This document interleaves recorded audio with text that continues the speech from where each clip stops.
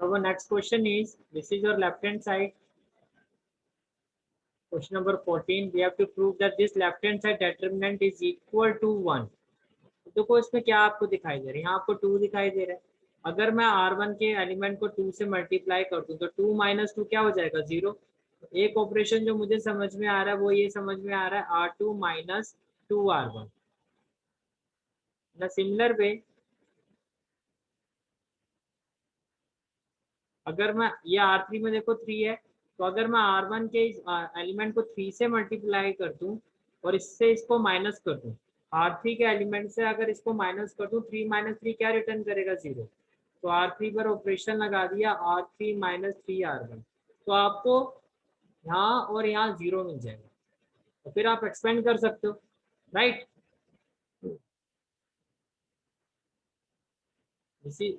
That's what we have to prove, that value of this determinant is equal to 1। तो हमने जो operation लगाया वो क्या है, R2 पर हमने ऑपरेशन लगाया R2 माइनस 2R1, R3 पर ऑपरेशन लगाया R3 माइनस 3R1। ओके, और जब आप इस ऑपरेशन को अप्लाई करोगे ये हो जाएगा 1 0 0, ये हो गया आपका 1, ये तो एज इट इज ही रहेगा। अब यहाँ देखो 2 माइनस 2 क्या रिटर्न करेगा, 0। यहाँ देखो R2 P प्लस 2P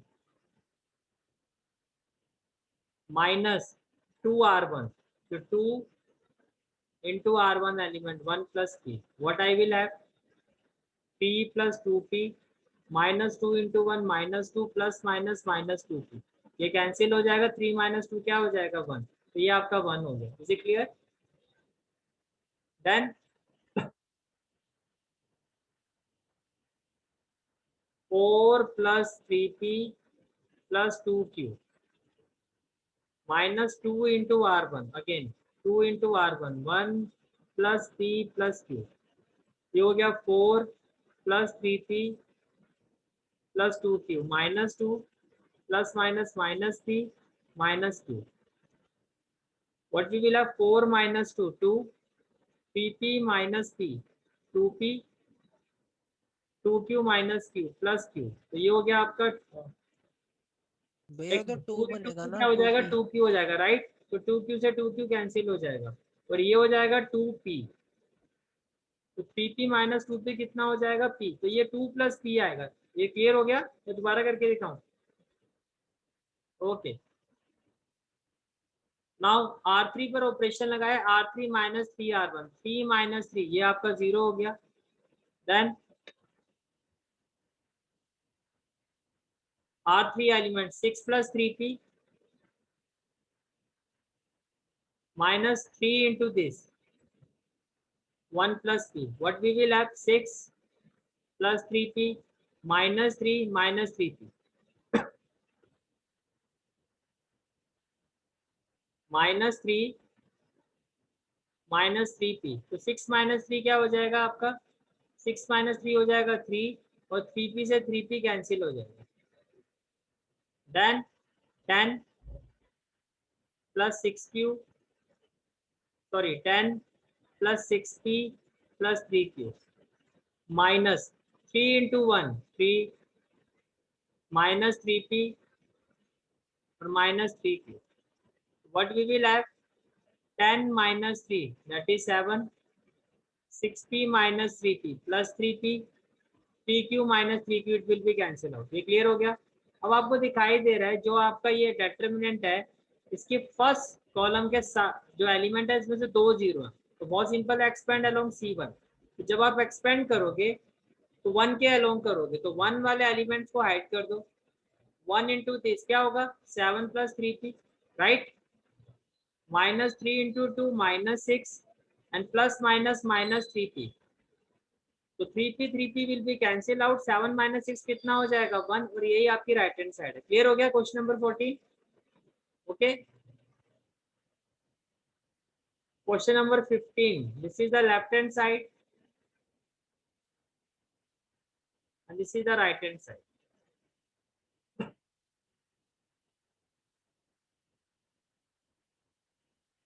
अब यहाँ देखो आपको यहाँ क्या दिखाई दे रहा है, cos A plus B, right, cos A plus B, basic form में ये भी क्या है, cos A प्लस बी। तो पहले तो आपको ये आइडेंटिटी आपके माइंड में क्लियर होनी चाहिए कि cos a प्लस बी क्या होता है, cos a cos b minus sin a sin b। Okay, then sin alpha cos alpha ये एज इट इज आ जाएगा, cos a plus b cos a cos b minus sin a sin b। ये clear हो गया आपको। Then sin beta cos beta, again cos a plus b, a plus b, it will be cos a cos b minus sin a sin b। ये भी हो गया आपका। Then sin gamma cos gamma, cos a plus b, that is cos a cos b minus sin a sin b।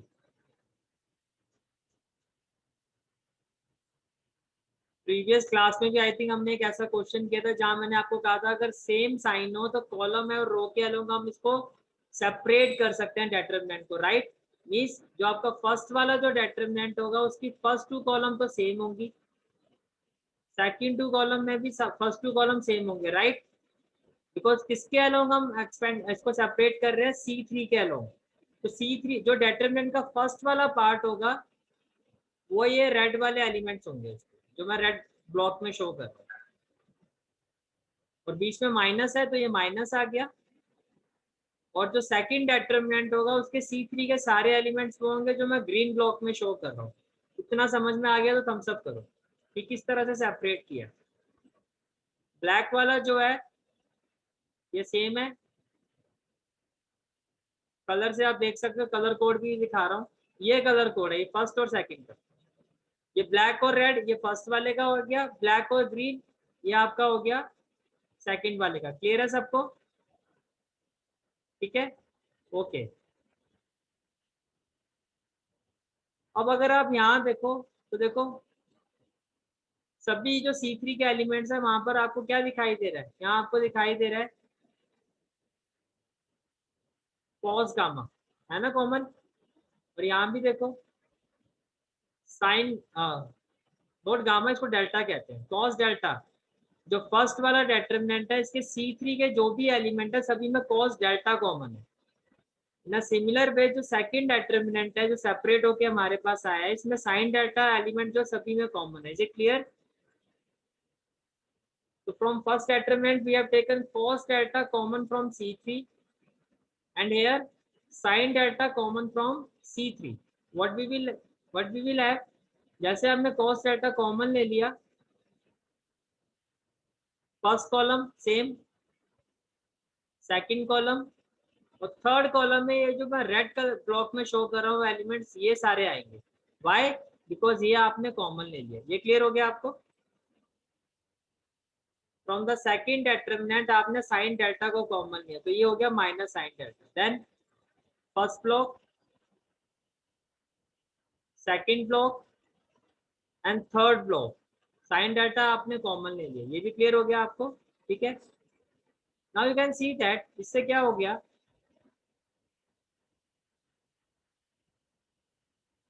जो first determinant है आपका इसमें अगर आप ध्यान से देखो C2 और C3 आइडेंटिकल है ना, देखो। और यहाँ देखो C1 और C3 दे आर आइडेंटिकल। किसी भी डिटरमिनेंट में अगर दो रोज या दो कॉलम आइडेंटिकल हो तो मैंने कहा था उसकी वैल्यू क्या होती है, जीरो। तो zero minus zero it is equal to zero which is equal to RHS। Is it clear? है दोबारा बताओ, क्लियर है? एक बार ये करके देखो आप, 15 क्वेश्चन को करके देखो।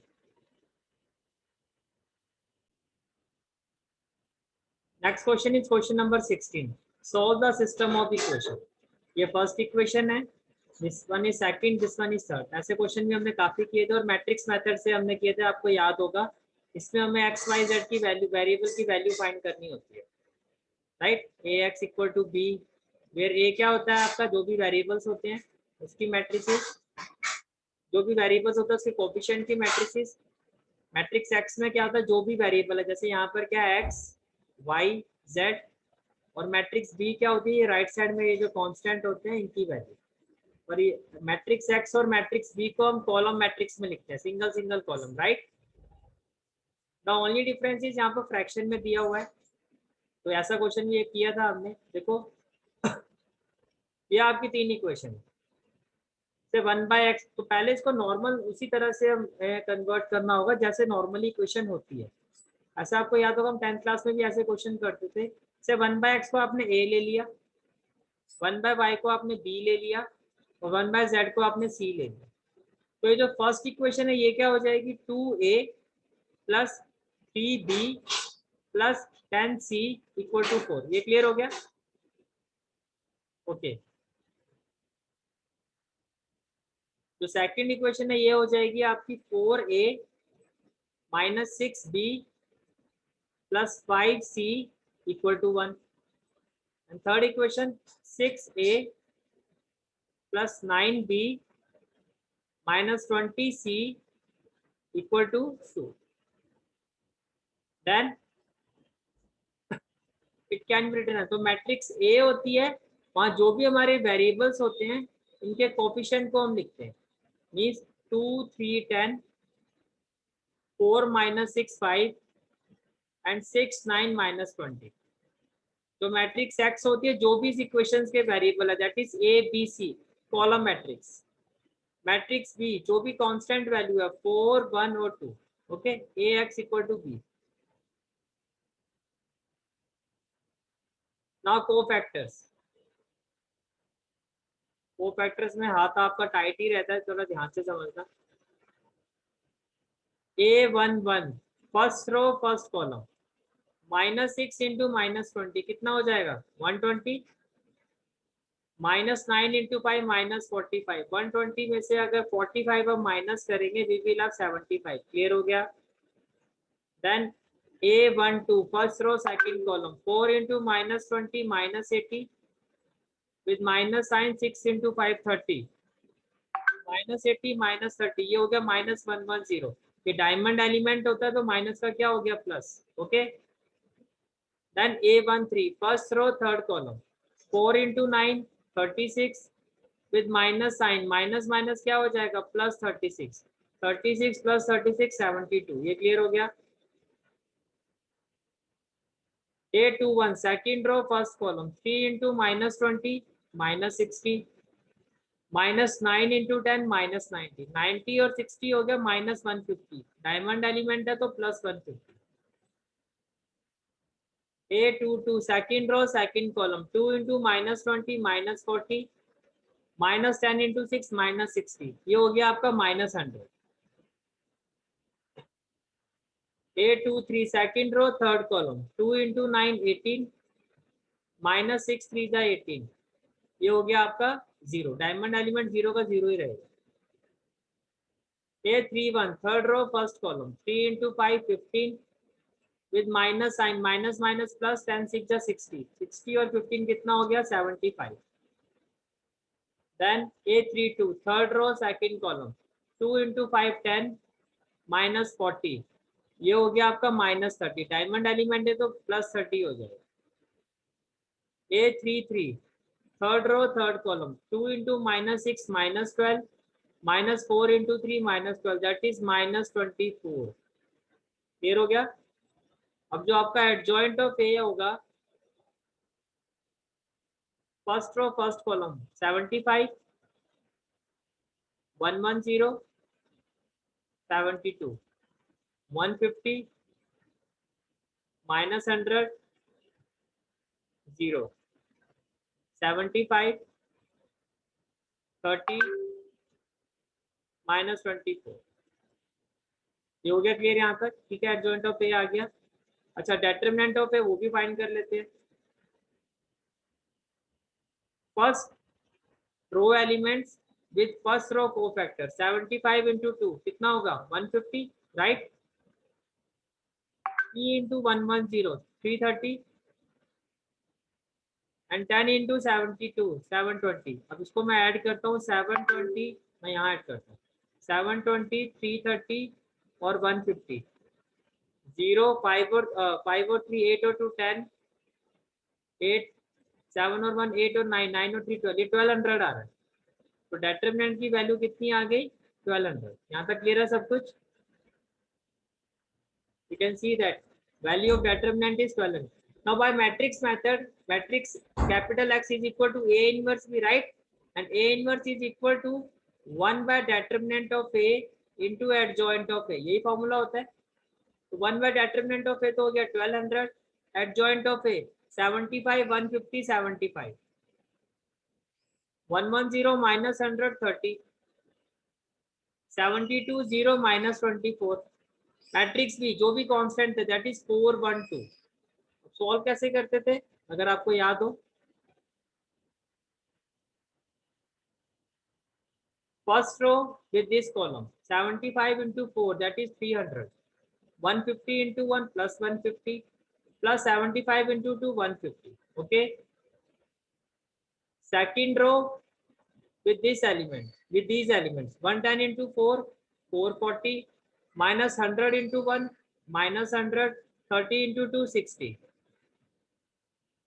Third row 72 into 4 288, 0 into 1 0 minus 24 into 2 minus 48, 300 150 plus 150 again 300, 300 plus 300 600, 440 minus 100 plus 60 minus 40, 440 minus 40 400, 288 minus 48 that is 240.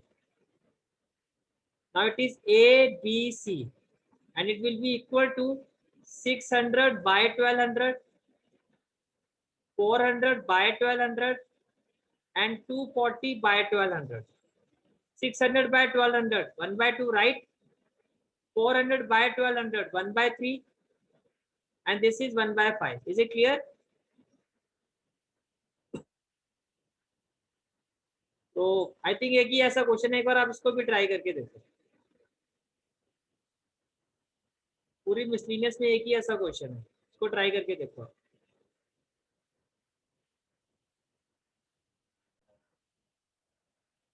ए की वैल्यू 1/2, बी की वैल्यू 1/3, सी की वैल्यू 1/5। ये भी आपने करके देख लिया, आपकी आ भी गई। बट हमें निकालना क्या था? X Y Z, right? अब एक्स वाई जेड बहुत सिंपल है, जैसे हम 10th क्लास में करते थे। आपने 1/x को ए एज्यूम किया था और 1/y को बी एज्यूम किया था और 1/z को सी एज्यूम किया था, राइट? और ए आपका जो आया है, अगर आप ए की वैल्यू देखो, ए आपका है 1/2, बी हमारा है 1/3 और सी हमारा है 1/5। तो आपको जो एक्स वाई जेड की वैल्यू फाइंड करनी है, solve the system of equation. Cross multiply करोगे तो एक्स की वैल्यू क्या होगी? 2, वाई 3, जेड 5। ये आपका फाइनल आंसर होगा। Okay, let's go to the next question which is question number 17।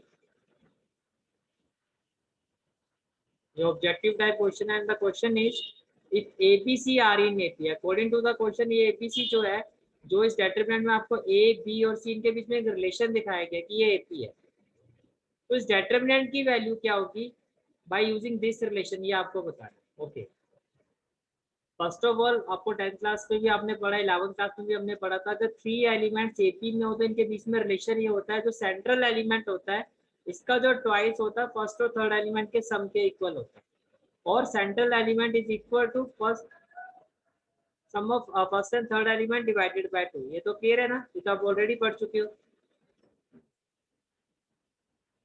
Means if ABC are in AP, this is the given value of determinant. If ABC are in AP, then central element B will be equal to A plus C divided by 2, or twice of central element is equal to sum of first and third element.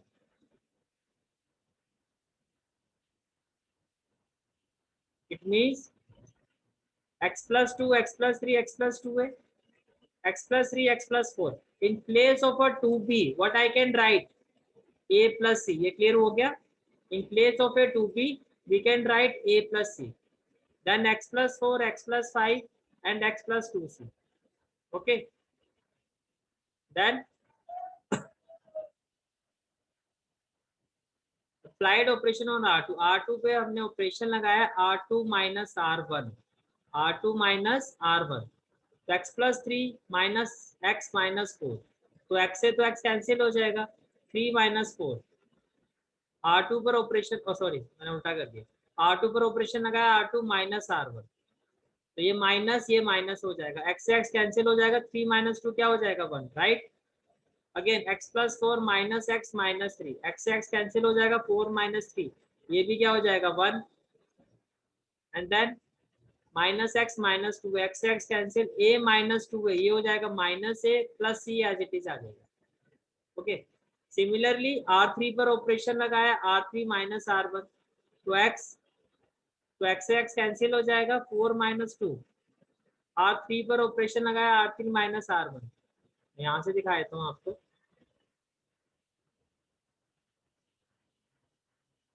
तो x से x cancel हो जाएगा, 4 minus 2 क्या हो जाएगा 2, x plus 5, x से x cancel हो जाएगा, 5 माइनस 3 क्या हो जाएगा 2, again x and x will be cancel out, 2c minus 2a, ये हो गया 2c माइनस 2a।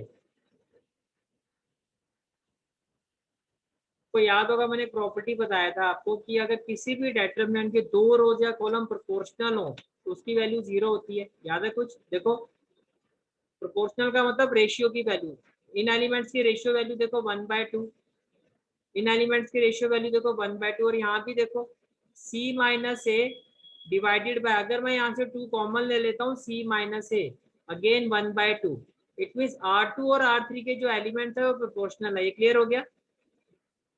और अगर कोई भी दो रो या कॉलम के एलिमेंट प्रोपोर्शनल हो तो determinant value is equal to 0, that is option A. तो जो आपका ऑप्शन ए है ये आपका आंसर होगा। समझ में आ गया कैसे किया क्वेश्चन, ठीक है। क्वेश्चन नंबर 18,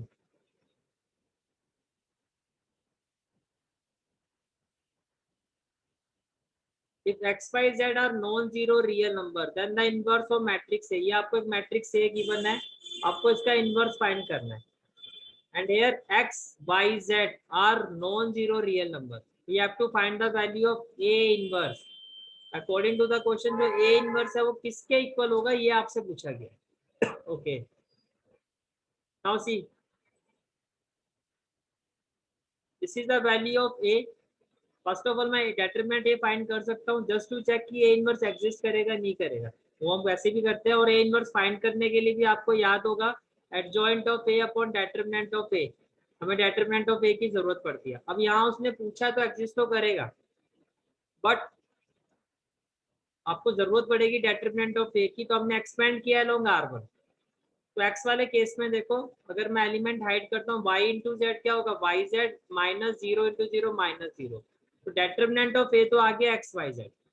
तो एक वैल्यू तो आपने फाइंड कर ली, then we need a value of cofactors. To find the value of adjoint of A हमें कोफैक्टर्स की जरूरत होती है, a11, तो देखो first row first column y into z y Z minus 0, a12 first row second column ये 0 ये भी 0, a13 first row third 0 minus 0 0, ये क्लियर हो गया। a21 second row first column 0 minus 0 0, a22 second row second column x set, a23 second row third column 0 minus 0 that is 0, a31 third row first column 0 minus 0 0,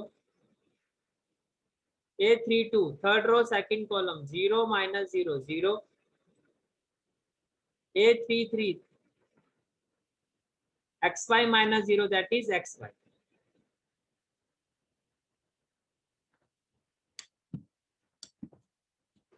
तो अगर मैं determinant of A inverse की value लिखता हूँ, what will be the value of A inverse, 1 by determinant of A that is X Y Z into adjoint of A, first row first column second row second column third row third column. Okay,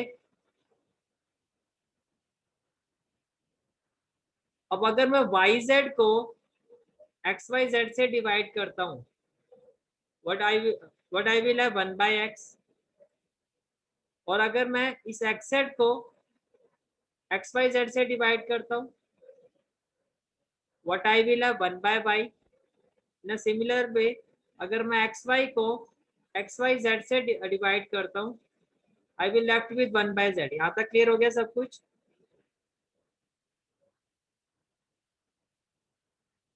अब अगर आप option में जाओ तो देखो आपको directly ये option given नहीं है, 1/x 1/y कहीं भी गिवन नहीं है, बट कैन आई से 1/x को मैं एक्स इनवर्स लिख सकता हूँ, 1/y को y इनवर्स लिख सकता हूँ, और 1/z को z इनवर्स लिख सकता हूँ। तो आपका ऑप्शन क्या होगा? ये, बिकॉज ये तो ऑलरेडी कैंसिल हो चुका है और ये आंसर तो पॉसिबल ही नहीं है। तो option A is the right answer. Is it clear? Option A is the right answer. Okay, question number 19, ये मैट्रिक्स है। देखो मैट्रिक्स है, बहुत ध्यान से समझना इसको। मैट्रिक्स ए में जो ट्रिग्नोमेट्रिक फंक्शन आपको दिखाई दे रहा साइन थीटा, ये जो एंगल थीटा है ये आपका अकॉर्डिंग टू द क्वेश्चन 0 2 पाई के बीच में लाई कर रहा है। 2 पाई समझते हो ना, 360 in terms of A trigonometry. तो ये जो थीटा है इसकी मिनिमम वैल्यू 0 है, मैक्सिमम वैल्यू 360 है। तो आपसे ये पूछा जा रहा है तो डेटर्मिनेंट की वैल्यू क्या होगी, ये आपसे पूछा गया। Okay, now first of all मैंने ऑपरेशन लगाया R1 पर, तो ये क्या हो गया, मैंने ऑपरेशन क्या लगाया, R1 प्लस R3 बाय, आपको समझ में आ रहा होगा 1 - 1 क्या हो जाएगा 0, तो sine theta minus sine theta क्या हो जाएगा 0, और 1 + 1 क्या हो जाएगा 2। उसके बाद एक्सपेंड अलोंग R1, तो 2 के अलोंग एक्सपेंड करोगे, तो sine theta into minus sine theta sine square theta -1 × 1 + 1।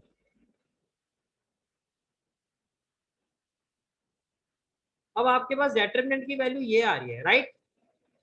अब इसको सॉल्व करने के लिए मुझे इस कंडीशन को यूज करना होगा, मीन्स इस कंडीशन को यूज करके मुझे इस वैल्यू पर जाना है। क्वेश्चन में यही की बना है, थीटा जो है 0 और 2 पाई के बीच में लाई कर रहा है, राइट। ये रहा यहाँ तक, 0 किसके बीच में लाई कर रहा है, थीटा जो है 0 2 पाई के बीच में लाई कर रहा है। अब थीटा है आपका 0 2 पाई के बीच में, तो अगर मैं आपसे ये पूछूं कि साइन थीटा किसके बीच में लाई करता, तो साइन थीटा की जो मिनिमम वैल्यू होती है, भाई थीटा तो एक एंगल है और इसकी मिनिमम वैल्यू क्वेश्चन में दी गई है 0, और यहाँ हो गया आपका 2 पाई। ओके, अब अगर मैं अब मुझे थीटा से मैंने साइन बना दिया, तो क्या ना से मैंने क्या किया यहाँ पे, सभी वैल्यू को साइन से मल्टीप्लाई कर दिया, यस और नो।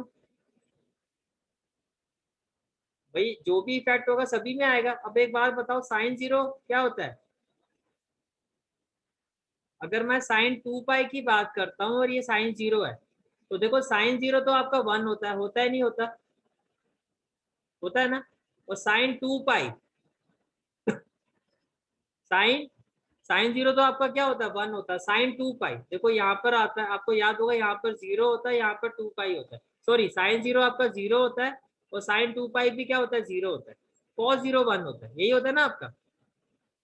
साइन 0 क्या होता है 0 होता है, और साइन 2 पाई क्या होता है आपका, साइन 2 पाई भी 0 होता है, यही होता है आपका। तो अगर मैं सिर्फ एंगल की टर्म्स में बात करता हूँ, तो अकॉर्डिंग टू द क्वेश्चन ये जो थीटा एंगल है ये 0 2 पाई के बीच में लाई कर रहा है। अब मेरी बात सुनो, अगर मैं आपसे ये पूछूं कि साइन थीटा की मिनिमम वैल्यू क्या होती है, तो कैन आई से दैट -1। हमने 11वीं क्लास में स्टडी किया था। देखो यहाँ पर क्या होता है 0, यहाँ क्या होता है π/2, और यहाँ पर क्या होता है पाई, यहाँ पर क्या होता है -π/2। अगर आपको याद हो मैंने क्या बताया था आपको, जो साइन 0 की वैल्यू होगी वही साइन पाई की भी वैल्यू होगी। ये समझ में आ गया?